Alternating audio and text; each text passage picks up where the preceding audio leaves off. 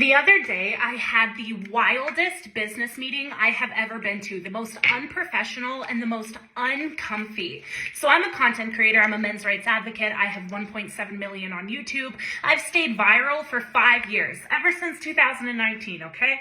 So what I do is I teach businesses and content creators on the side how to build their content. Because there's a million courses out there, these pages have 200,000 on Instagram, but they're scams. They make you guys think, oh, you're just gonna blow up overnight. It's harder than that. So I'm creating a course. I teach people how to do this. And so I go to a business meeting for this podcast studio because I have a podcast. I want to use their space for free. And in return, I will help them build their business, help them build their social media, and basically give them my formula, which has been proven to work. So I send a business proposal before I'm even there. Send it off to the guy, say, read it over while I'm on my way. I get there. This guy blatantly admits to my face that he did not read my business proposal and says, I'll just let you explain it yourself. So I say, okay. I sit down, I'm ready to give this guy my pitch, and literally I can't even get through one sentence without this guy interrupting me. He starts going off about how he loves Alex Jones, how Elon Musk didn't do the Hitler salute, and first of all, I don't care what your political opinions are, I'm not here for that. So this guy's going on a tangent, and I'm finally able to bring him back, and I said, look, I originally wanted to partner with your agency, but I see you guys work with a lot of minors, and some people know that in my past I made some poor choices. I did some not safe for work content, and so I said because of this, I don't want to disrespect the parents of the youth that you guys are teaching, and I don't want to put your agency at risk, because let me tell you, if I found out that my 15-year-old was being taught how to do social media by somebody who I can Google their fucking nudes, I would not be impressed, okay? I can own that. So I said, this will put your agency at risk. Don't want to do that. This guy cuts me off. And he says, it was 3 weeks ago when I sent my first dick pic.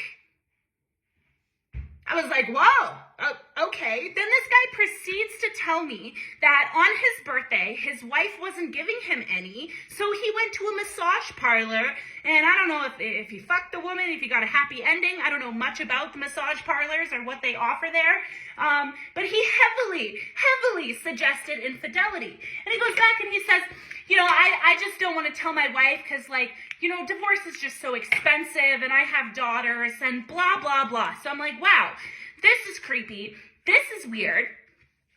So I said at the end of it, I'm like, look, I can't get one thing through to this guy. I can't say one opinion. This guy's not letting me talk, borderline sexually harassing me. I don't know why you felt so safe talking about dick pics and infidelity at a fucking business meeting, okay?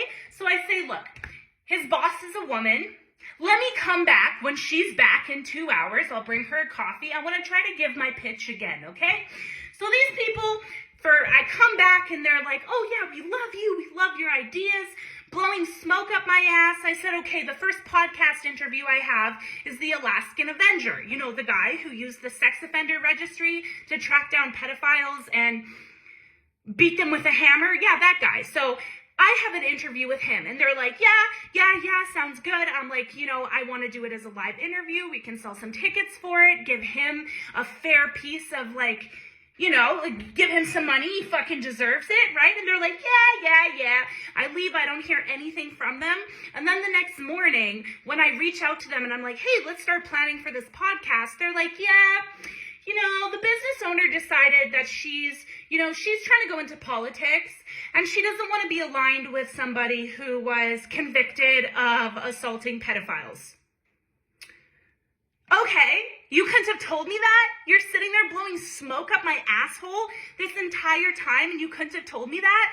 So I know what's coming next. I'm like, well, she's certainly not going to want to align with my fucking content. I'm a men's rights advocate. People look at me and think that I'm a freaking idiot, an absolute artard. I have diagnoses, I can say that, okay? I would have been lobotomized 60 years ago. Fuck off.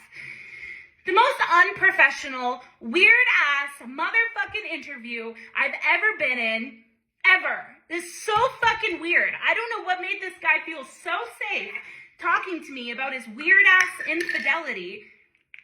Ugh. Tell me about a bad interview, a bad time that you had. Because I need to feel better at this point. I'm heavily fucking annoyed. I feel like my time was wasted.